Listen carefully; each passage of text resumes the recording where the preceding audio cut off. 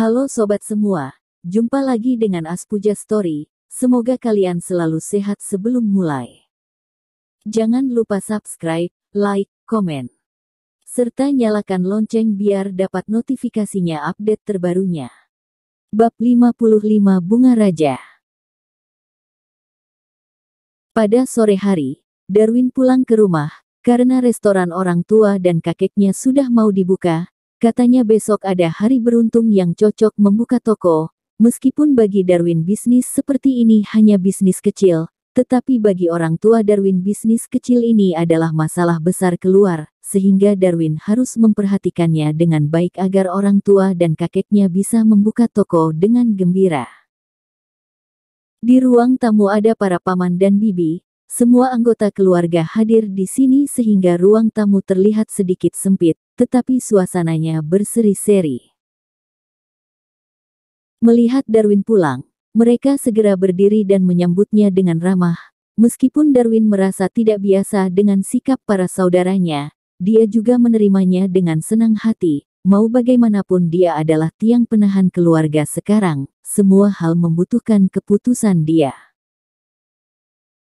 Kakek sudah mempersiapkan seluruh proses pembukaan, yang lain juga ada memberikan pendapat mereka. Darwin merasa rencana mereka sudah cukup bagus dan dia juga ada memberikan sedikit tambahan dengan senyuman. Kakek, apakah masih ada hal yang memerlukan bantuanku? Kalau ada, kakek tinggal katakan saja, cucumu ini pasti akan memuaskan kamu. Petik 2. Ada sedikit. Kakek Juna berkata dengan tatapan meragu. Setelah itu kakek Juna melirik ke Arnold yang juga terlihat labil. Melihat situasi ini, Darwin sudah tahu ada sesuatu yang dia tidak tahu, sehingga dia pun melihat ke paman termudanya Marten dan bertanya, "Paman, ada masalah apa? Kamu beritahu aku." Marten tertawa dengan pahit dan hanya bisa menuruti Darwin. Di sekitar restoran sana ada seorang penindas jahat bernama Anton. Dia adalah seorang preman. Semalam dia mengirim orang ke restoran dan berkata kalau kita berani membuka restoran di sana dan merugikan bisnisnya, nasib kita akan menjadi buruk. Kenapa kita bisa merugikan bisnisnya? Darwin bertanya. Profesi pertama penindas itu adalah seorang koki. Di jalan itu hanya ada 3 restoran dan ketiga restoran itu telah direbut olehnya. Bisa dibilang bisnis restoran di jalan itu semuanya adalah miliknya. Jadi dia tidak ingin kita membuka restoran di sana. Dia takut kita merebut bisnisnya dan merugikannya. Marten menjelaskan. Mendengar kata-kata Marten, seluruh anggota keluarga diam. Ekspresi Arnold, istrinya dan Juna terlihat sedikit marah juga. Sepertinya mereka telah berinteraksi dengan penindas itu. Darwin tahu keluarganya yang berpersonalitas lembut dan ramah tentu saja bukan lawan preman itu. Mereka pasti sangat kesusahan tetapi tidak berani memberitahu Darwin karena takut mengganggu kerjanya. Ini adalah sifat utama semua orang tua. Mereka mendingan kesusahan sendiri dan tidak akan mau menyusahkan anaknya. Tatapan Darwin memancarkan kedinginan yang dingin. Dia menggigitkan giginya dengan kuat. Besok kalian buka toko sesuai rencana. Yang lainnya serahkan kepada aku. Kalau preman itu berani datang mencari masalah, aku akan membuat dia pulang sambil menangis. Darwin berkata sambil mengeratkan tinjunya. Darwin, jangan sembarang bertingkah. Tidak boleh melakukan hal ilegal. Ibu Darwin, Suni segera berkata. Bu, kamu tenang saja, tanpa berkelahi, aku tetap memiliki ratusan cara untuk menyelesaikan mereka. Darwin berusaha menghibur ibunya. Mendengar kata-kata Darwin, seluruh anggota keluarga pun terasa agak lega. Mereka terasa sangat senang berpikir tentang bagaimana Darwin akan menyelesaikan preman itu. Waktu restoran sedang melakukan renovasi, preman itu terus mencari orang untuk datang menuangkan minyak. Mereka bahkan sengaja mencari masalah ke sana dengan keadaan mabuk dan merusakkan lori yang membawa kayu untuk renovasi. Sudah saatnya membalas dendam. Sekarang ada Darwin, tidak ada yang merasa ketakutan lagi. Keluarga Darwin sudah pernah menyaksikan cara bertingkah Darwin.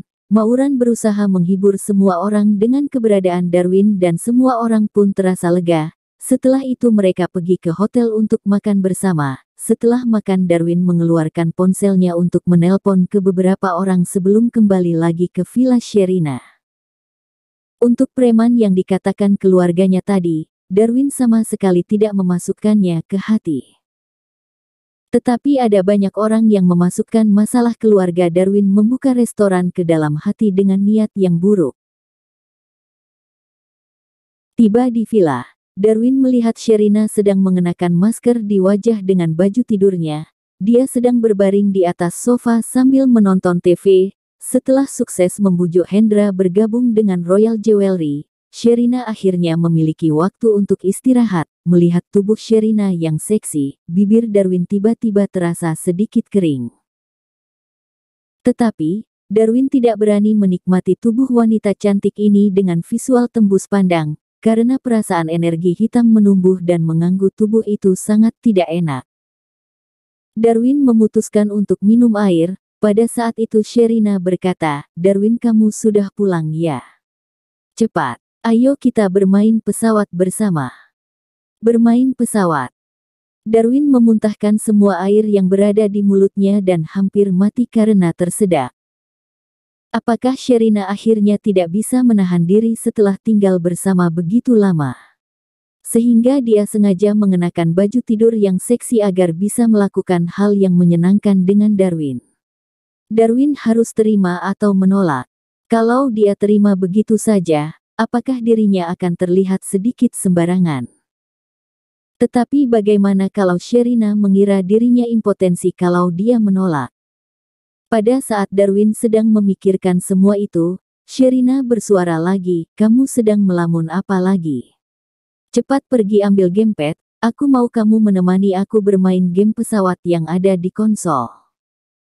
Tuhan! Darwin hampir pingsan di tempat. Kebahagiaan datang terlalu tiba-tiba dan menghilang terlalu cepat.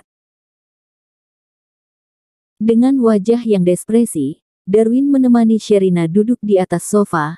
Mereka masing-masing memegang gamepad di tangannya dan main sampai jam 10 lebih. Sherina baru masuk ke kamarnya dengan marah. Dia terus menghina Darwin bahwa kecepatan bermain pesawat dia kalah dengannya. Dia bahkan berkata Darwin sia-sia menjadi seorang pria, benar-benar sangat tidak berguna. Darwin sampai ingin melepaskan celananya dan menunjukkan Sherina latihan amunisi yang nyata. Setelah kembali ke kamar tidur, Darwin tidak istirahat ataupun bermeditasi. Dia memilih beberapa informasi penting dari dokumen yang dikumpulkan Aldo dan si gendut Juan ke dalam flash disk barunya. Kemudian dia pergi ke kamar mandi untuk mencuri masker Sherina sebelum meninggalkan villa dengan diam-diam. Sherina berani tinggal bersama seorang pria, berarti tentu saja dia tahu cara melakukan pencegahan. Sebenarnya, mau di kamar mandi, ruang tamu, ruang makan ataupun dapur, Sherina memasang CCTV tersembunyi di setiap sudut. Semua hal yang dilakukan Darwin di dalam rumah tidak bisa sembunyi dari tatapannya. Dengan menggunakan ponselnya, Sherina sudah bisa melakukan kontrol dan melihat semuanya dengan jelas. Jadi, Sherina jelas melihat Darwin memasuki kamar mandi dengan diam-diam. Dia juga melihat Darwin melihat bra yang Sherina ketinggalan di kamar mandi. Darwin bahkan menciumnya dan melihat ukuran size D branya dengan ekspresi berlebihan. Pada akhirnya Darwin menyentuh bagian branya yang cacat, kemudian mencuri maskernya sebelum meninggalkan villa. Apakah pria ini bermain pesawat sampai berlebihan? Atau dia sudah menahan diri sampai mentalnya tidak sehat? Sherina harus bagaimana? Mengusir dia keluar? Atau mencari kata untuk membantu dia melampiaskan apinya? Jadi seorang pria juga tidak mudah. Kalau menahan terlalu lama, dia akan menderita prostatitis. Pikiran kacau Sherina mulai berterbangan. Wajah Sherina menjadi merah dan menawap. Tubuhnya merasakan sesuatu yang tidak bisa terungkapkan. Seolah-olah yang Darwin lihat tadi bukan branya, tetapi tubuhnya. Sherina merasa agak malu dan terasa seperti jatuh ke dalam sebuah keracunan aneh. Bahkan Sherina sama sekali tidak merasa kesal. Pada akhirnya, Sherina membuka aplikasi Shopee dengan serius. Demi kesehatan Darwin, Sherina memutuskan untuk memesan boneka tiup yang paling mahal dan berkualitas. Tempat penerima produk adalah Gedung Sinstar, kepala apresiator Darwin. Setelah itu Sherina membayar Rp40 lagi untuk biaya pengiriman ekspres agar Darwin tidak perlu menunggu terlalu lama. Melihat penjual Shopee berkata mereka akan melindungi privasi pelanggan, Sherian pun merasa agak tenang. Setelah membayangkan penampilan Darwin waktu menggunakan boneka itu, Sherina tertawa sampai dia tidak bisa tidur. Sementara pada saat ini, Darwin sudah tiba di Biro Keamanan Publik di distrik sebelah. Setelah berputar satu keliling, Darwin tidak menemukan cara untuk masuk ke dalam, sementara dia sendiri juga tidak memiliki pengalaman berjalan melewati dinding seperti para seniornya. Pada saat Darwin sedang berpikir mau bagaimana, sebuah mobil polisi muncul di hadapannya. Tatapan Darwin memancarkan cahaya dan dia pun segera mengikuti mobil polisi itu. Setelah beberapa saat, mobil polisi berhenti di luar sebuah bar. Di dalam ada dua kelompok geng yang sedang berkelahi. Dua polisi turun dari mobil dan segera memasuki bar. Salah satu polisi adalah polisi wanita yang memiliki fitur wajah cantik yang memancarkan aura pahlawan. Bahkan tubuh dia berhasil membuat seragam polisi terlihat pas dan menggoda. Semuanya berhenti. Pegang kepalamu dan jongkok di lantai. Polisi pria berteriak dengan kuat. Setelah itu dua kelompok geng yang sedang berkelahi pun berhenti bergerak. Hanya saja salah satu pria yang berambut biru malah melihat ke polisi pria dengan wajah tegas sambil memegang pisau di tangannya. Apakah kamu pikir kamu sangat hebat? Kamu hanya seorang polisi kecil. Aku adalah orang Anton. Kalau kamu berani mencari masalah aku akan menyelesaikan kamu. Kamu berani menyerang polisi. Diam saja kamu. Kamu mengira aku tidak berani. Aduh, polisi wanita ini sangat cantik, membuat aku terasa kekeringan di tenggorokan. Sini, biarkan abang beritahu sedikit rahasia kepada kamu. Kita cari sebuah sudut untuk berbicara. Abang jamin kamu akan merasa senang. Setelah berkata, pria berambut biru itu pun berjalan menuju polisi wanita itu. Pong. Polisi wanita itu mengangkat kaki panjangnya dan menendang pria itu. Pria itu tidak memiliki kesempatan bergaya lagi dan langsung pingsan di tempat. Salah satu bawahan pria itu langsung marah melihat adegan ini dan segera menyerang polisi wanita itu. Polisi wanita sama sekali tidak merasa gugup, dia tersenyum dan langsung melemparkan sebuah kursi kayu kepada pria itu. Semua orang berjerit dan kursi kayu pecah menjadi beberapa bagian. Semua orang tergeletak di lantai. Polisi wanita berdiri dengan berani dan berkata, bawa pulang para pemimpin mereka, kemudian yang sisanya catat nama mereka dan menyita KTP mereka. Baik Kapten Rina, saya akan melakukannya sekarang. Polisi pria itu berkata dengan gembira, di seluruh proses pemukulan dan serangan tadi, dia sama sekali tidak memiliki kesempatan untuk melakukan apapun. Gadis, hati-hati Anton Gonggong mencari kamu. Kami adalah orang Anton Gonggong. Pria berambut biru yang sudah sadar diri mengancam. Anton Gonggong, walaupun kamu adalah Tuhan, kamu tetap harus mengikuti aku ke kantor polisi hari ini. Di mataku, semua orang itu sederajat. Asal kamu melanggar hukum, kami akan menangkap kamu. Tidak ada Anton Gonggong, Anton preman, Anton apalah. Pong. Satu tendangan polisi wanita membuat pria itu pingsan di tempat lagi. Ketika mendengar polisi pria memanggil wanita ini Kapten Rina, ekspresi para preman langsung berubah. Mereka bisa menebak wanita ini adalah kapten tim investigasi kriminal. Dia adalah Rina yang terkenal di seluruh kota. Orang-orang memanggil dia Magnolia dan dia adalah bunga ratu kantor polisi. Dia pernah mengurus banyak kasus sukses dan berjasa di sistem keamanan umum laut kota Einclak. Dia dipuji karena integritas dan perilakunya yang tegas. Ditangkap olehnya, Preman-preman ini hanya bisa mengaku bahwa mereka tidak beruntung. Darwin menyaksikan semua itu dari kejauhan dengan sudut bibir terangkat. Wanita cantik yang hebat benar-benar sangat jarang dijumpai.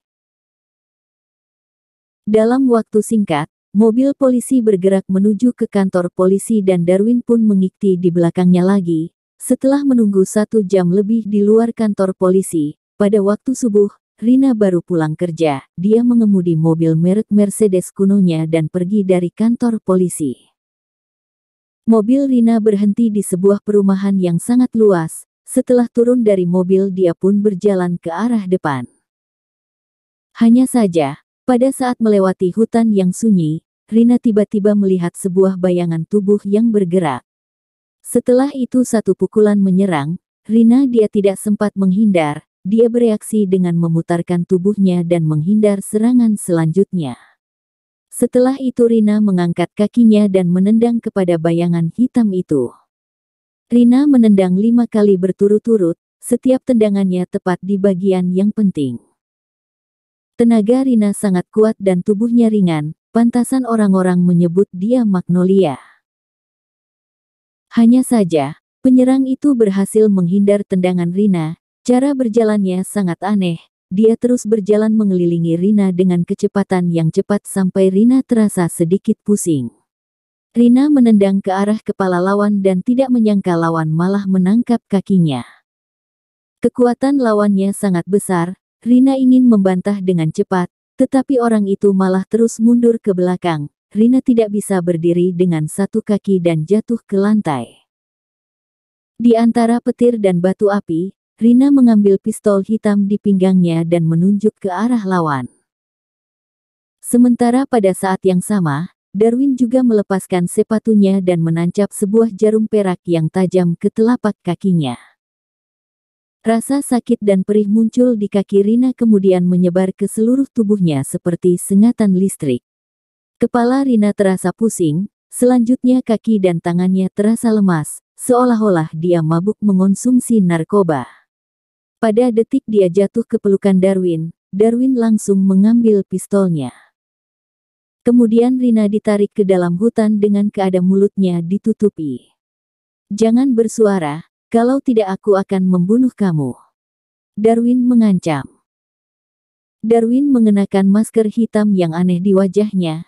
Rina sama sekali tidak bisa melihat fitur wajahnya. Dia hanya bisa berkata dengan marah, "Kamu pasti akan menyesal pada akhirnya. Aku akan menangkap kamu dan menghancurkan kamu. Menyerang dan merampok polisi, kamu tidak akan bisa melarikan diri." Melihat penampilan wanita cantik ini waktu marah, beserta bagian tubuhnya yang mulai membengkak, Darwin pun tertawa. Untungnya Darwin sudah sering ditakuti, lagian wajahnya juga ditutupi masker. Darwin berkata dengan dingin, "Aku ada satu teman ditangkap oleh kalian. Sekarang aku mau kamu berjanji akan melepaskannya dan aku akan segera transfer 2M ke rekeningmu. Kalau kamu tidak setuju, aku akan memperkosa kamu kemudian membunuh kamu. Aku juga akan membalas dendam kepada keluargamu. Jangan bermimpi. Lupakan semua itu. Meskipun kamu membunuh aku, hal itu juga tidak memungkinkan." Rina berkata dengan yakin. "Baik. Kalau begitu aku akan memainkan kamu dulu sekarang. Kamu memiliki wajah yang begitu cantik dan tubuh yang begitu wangi, suasana malam hari di hutan juga sangat bagus. Sayangnya kamu hanya bisa menikmati layanan aku sekali." Darwin tertawa dengan jahat, dengan satu tangan menutupi mulut Rina, satu tangannya lagi mulai melepaskan kancing baju Rina. Ini adalah pertama kali Darwin melakukan hal seperti ini, ditambah wanita ini adalah polisi cantik yang memiliki tubuh indah. Sebagai seorang pria perawan, Darwin merasa sangat gembira dan tubuhnya pun telah bereaksi.